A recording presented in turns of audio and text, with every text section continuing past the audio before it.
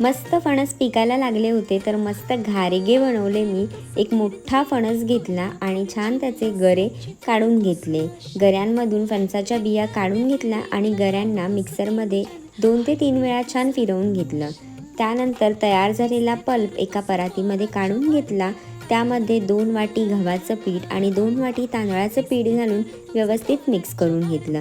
त्यानंतर थोडंसं पाण्याचा वापर करून पीठ घट्टसर मळून घेतलं। तयार केलेलं पीठ एका भांड्यामध्ये काढून 15 ते 20 मिनिटांसाठी बाजूला ठेवलं। त्यानंतर केळीच्या पानावर थोडंसं तेल लावून एक गोळा घेऊन छान घारगा मी थापून घेतला।